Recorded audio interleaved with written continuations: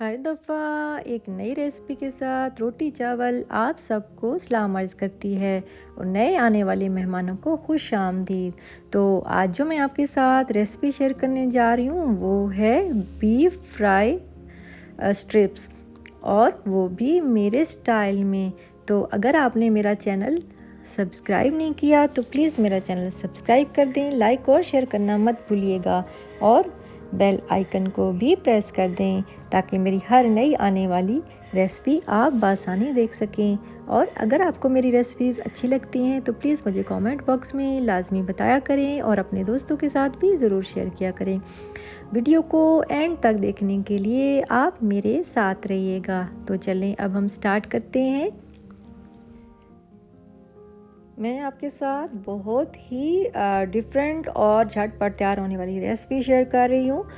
ये मैंने गोश्त लिया है, इसकी छोटी छोटी मैंने स्ट्रिप्स काट ली हैं, ये देखिए इस तरीके से। और याद रहे कि ये आपको मैं बताती चलूँ कि ये गोश्त वो वाला होता है जिससे आप कीमा बनाते हैं या कबाब वगैरह बनाते हैं, ये वो गोश्त है। और इसी से जो है ना हम तैयार करेंगे बोटी।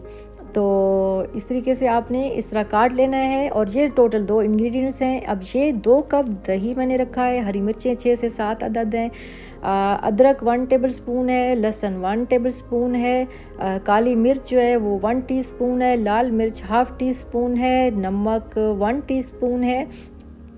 और उसके बाद जो है वो थोड़ा सा मैंने गरम मसाला चुटकी डाला है और ज़ीरा डाला है भुना हुआ, ये हाफ़ टी स्पून।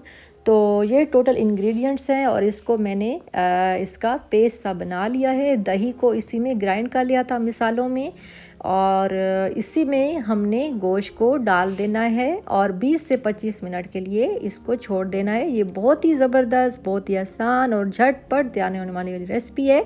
कोई लंबा चौड़ा इसमें कोई काम भी नहीं है। अब इसी में हमने गोश्त डाल देना है बॉल में और इसको 20 से 25 मिनट के लिए हम रख देंगे। और इसमें पानी का भी बिल्कुल भी इस्तेमाल नहीं है। और आप देखिएगा कि ये कितनी ज़बरदस्त और जल्द और झटपट तैयार होने वाली डिश मैं आपके साथ रेसिपी शेयर कर रही हूँ। और गर्मियों के मौसम में आप फ्रिज में रख सकते हैं इसको, और सर्दियों में आप रूम टेम्परेचर में मैरिनेट कर सकते हैं। और इसमें आप नींबू भी डाल सकते हैं, सिरका भी डाल सकते हैं, ये ऑप्शनल है।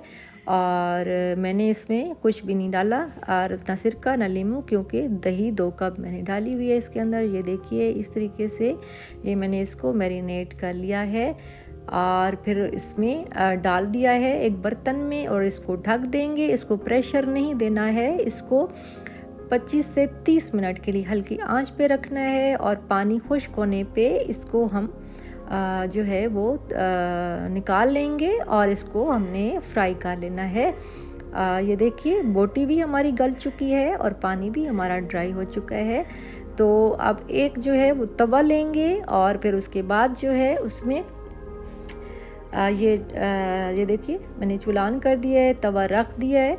और उसके बाद जो है इसके अंदर हमने डालने हैं पत्ते जो होते हैं लीमू के। मैं अक्सर इस्तेमाल करती हूँ लीमू के ग्रीन फ्रेश पत्ते, बहुत ज़्यादा मैं इसका इस्तेमाल करती हूँ, इससे बहुत ही अच्छा और डिफरेंट टेस्ट आता है।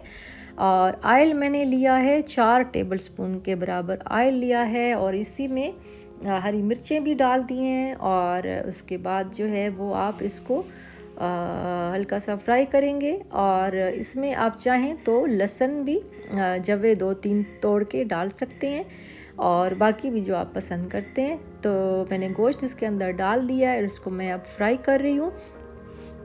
और ये देखिए पानी भी इसका बिल्कुल खुश्क हो गया है और ये फ्राई भी हो चुका है और बहुत ही ज़बरदस्त खुशबू आ रही है इसकी। और बहुत ही आसान झटपट तैयार होने वाली रेसिपी मैंने आपके साथ शेयर की है। और इसी में ही इसी तवे पे ही हम इसको सर्व भी करेंगे।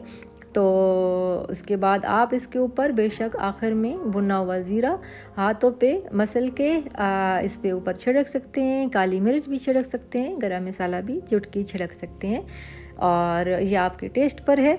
तो ये देखिए अब ये बिल्कुल रेडी हो चुका है और इसकी गार्निशिंग कर लेंगे हरा धनिया हरी मिर्च से, और बाकी आप जो सलाद वगैरह पसंद करते हैं नान के साथ रोटी के साथ। और इसी तवे पे ही मैंने इसको सर्व कर दिया है।